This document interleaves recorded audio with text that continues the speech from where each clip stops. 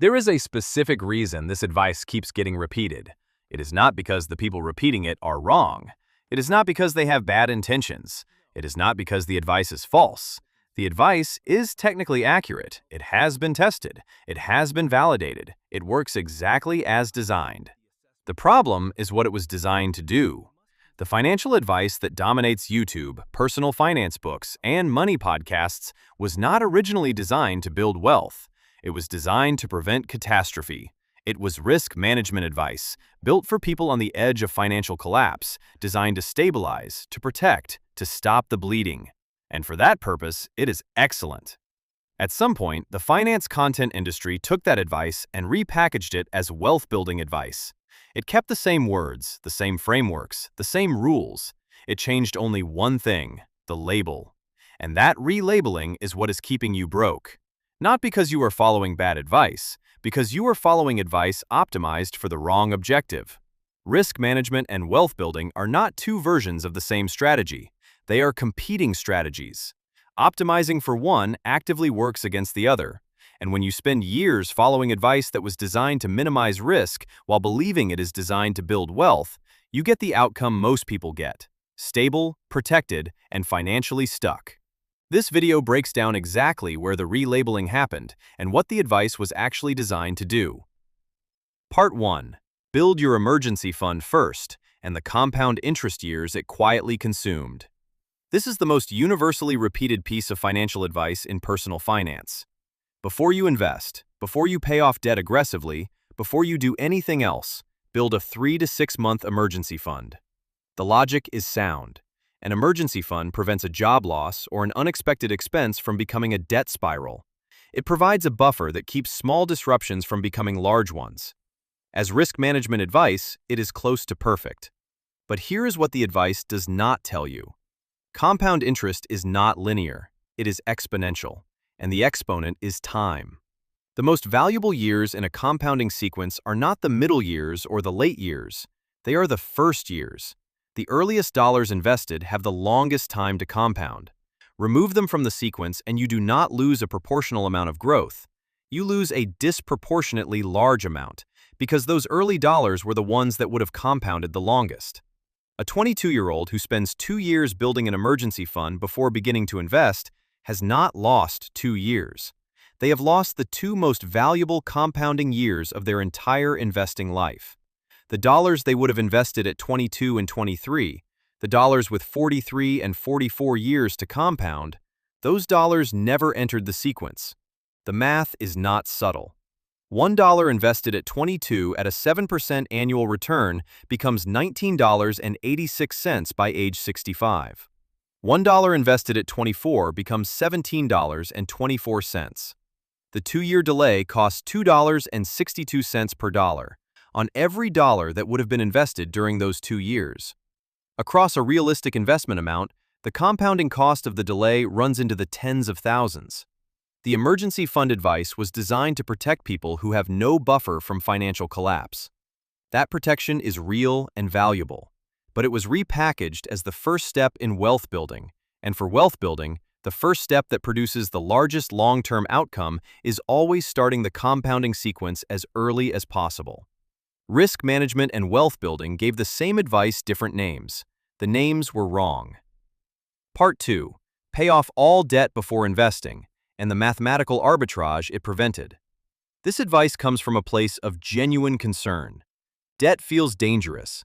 Paying it off feels responsible. The relief of eliminating a monthly obligation is real and psychological. For high-interest consumer debt, credit cards at 22%, personal loans at 18%, paying it off aggressively before investing is mathematically correct. The guaranteed return of eliminating a 22% interest obligation beats any expected investment return. But the advice did not stay in that lane. Pay off all debt before investing became the universal rule, applied to student loans at 5%, car loans at 4%, mortgages at 3.5%. And at those interest rates, the math reverses completely. Here is the arbitrage. A student loan at 5% costs 5 cents per dollar per year to carry. The S&P 500 has returned an average of approximately 10% annually over the past 50 years. Paying off the 5% student loan aggressively, instead of investing the difference, means trading a guaranteed 5% return for an expected 10% return. The net expected difference? 5 percentage points per year compounded. Over 10 years, that difference is not rounding error. On $20,000 in investable dollars, the person who invested, instead of prepaying the 5% loan, has approximately $12,000 more from the same dollars applied differently. The advice to pay off all debt before investing does not account for interest rate differentiation. It treats all debt as equally dangerous. It was designed for people carrying high-interest consumer debt that was genuinely threatening their financial stability. That protection is real. But when it was repackaged as universal wealth-building advice, it prevented an entire generation from taking a mathematical arbitrage that compounds favorably for decades. The version that builds wealth is not pay off all debt first. It is eliminate high-interest debt aggressively, carry low-interest debt strategically, invest the difference. The difference between those two versions, applied over 20 years, is the difference between financial stability and financial independence. Part 3. Don't invest what you can't afford to lose, and why this framing guarantees you never invest. This advice sounds like wisdom. It sounds like the kind of thing a careful, experienced person tells you to prevent a catastrophic mistake. And in the context it was designed for, speculative investments, single stock positions, leverage, it is correct. But don't invest what you can't afford to lose applied to broad market index investing is not wisdom. It is a framing that makes investing feel permanently unavailable. Here is the mechanism. Can't afford to lose is not a fixed condition. It describes almost everyone's relationship with money at almost every income level. If you have $500 and you need $500 for next month's rent, you can't afford to lose it. If you have $5,000 and it represents your entire savings, you can't afford to lose it. If you have $50,000 and it is your down payment fund, you can't afford to lose it. The can't afford to lose condition never disappears. It just attaches to larger numbers. When someone applies this framing to long-term index investing, it becomes a permanent barrier. Because by definition, every dollar you have is a dollar you can't fully afford to lose. The advice does not distinguish between a speculative single stock bet and a diversified 20-year index fund position. It treats all investment as equivalent risk. And by doing so, it prevents the only kind of investing that reliably builds wealth over time. The framing the advice should have used: don't invest money you will need within the next 3 to 5 years. That framing distinguishes between liquidity risk, which is real and important, and long-term investing risk, which for diversified positions over long time horizons is substantially lower than the framing implies. The original advice was correct for speculative investing. The repackaged version, applied universally, kept people out of the market for years while the market compounded for everyone else. Part 4. Your home is your biggest investment, and the liquidity it permanently locked away. This statement is repeated so often that most people accept it as definitional. Of course your home is your biggest investment. Everyone knows this. Here is what everyone knows that isn't quite right. An investment produces income or appreciates in a way that can be accessed without surrendering the asset. A stock pays dividends. A rental property pays rent. A business generates profit. Your primary residence does none of these things while you live in it. It does not produce income. Its appreciation cannot be accessed without either selling it, which means you no longer have it, or borrowing against it, which incurs cost and risk. What your home actually is: your largest consumption purchase. It provides shelter, which is a consumption good. It may appreciate over time, but the appreciation is locked inside an illiquid asset that you cannot partially exit, cannot rebalance out of, and cannot access without a transaction that is expensive, slow, and consequential.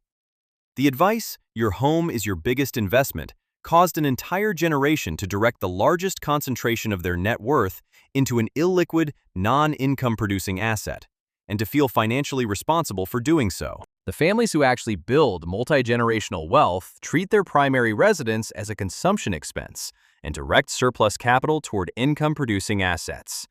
They do not believe their house is working for them while they sleep. They know that while they sleep, it is producing nothing, just appreciating slowly in a form they cannot spend without dismantling. This does not mean don't own a home. It means understand what owning a home actually is, and don't mistake a consumption purchase for a wealth-building strategy. Part 5. Start small. Any amount helps, and why early beats small every time. This is the most well-intentioned advice on this list. The people who say it are trying to remove a barrier. They are trying to tell people who feel like they don't have enough money to start investing that they can begin now with whatever they have. The intention is right. The message is wrong. Start small. Any amount helps optimizes for the wrong variable. The variable it optimizes for is amount. The variable that actually determines long-term outcome is time. The correct message, the one that produces the largest long-term result, is not start small. It is start early. These two instructions look similar. They produce dramatically different behaviors. Someone who hears start small invests $50 a month because that's what they can spare, plans to increase the amount when they earn more, and treats the small amount as a placeholder. Someone who hears start early understands that the timing of the investment matters more than the size, cuts other spending aggressively to maximize the early investment, and treats the early years as the most valuable years in the entire compounding sequence. Here's the math. $200 per month invested from age 22 at 7% annual return becomes approximately $738,000 by age 65. $500 per month invested from age 35 at 7% annual return becomes approximately $567,000 by age 65. The person who invested $200 a month starting at 22 invested a total of $103,200 over 43 years. The person who invested $500 a month starting at 35 invested a total of $180,000 over 30 years. The later investor put in $76,800 more and ended up with $171,000 less. The earlier investor won with less money because they understood the right variable. Time, not amount, time. Start small, any amount helps, is advice that keeps people comfortable with small, late contributions. It was designed to get people started. It accidentally taught them to optimize for the wrong thing. Why these 5 pieces of advice dominate. There is a reason this advice keeps getting repeated. It is not because the people repeating it are wrong. They are mostly right. Emergency funds protect people. Paying off debt reduces financial stress. Not investing money you need next month is sensible. Home ownership builds equity over time. Starting with any amount is better than never starting. Every piece of advice on this list is correct for the purpose it was designed for. The problem is not the advice. The problem is the repackaging. The moment each piece of risk management advice got labeled as wealth-building advice and started being applied to a problem it was not designed to solve. Risk management and wealth building look similar from the outside. They both involve money. They both involve discipline. They both involve making choices today that affect your future. But they optimize for different outcomes. Risk management optimizes for survival. Wealth building optimizes for growth. Survival strategies and growth strategies are not interchangeable. Applying one when you need the other produces exactly the outcome most people describe: doing everything right, following all the advice, and still not getting ahead.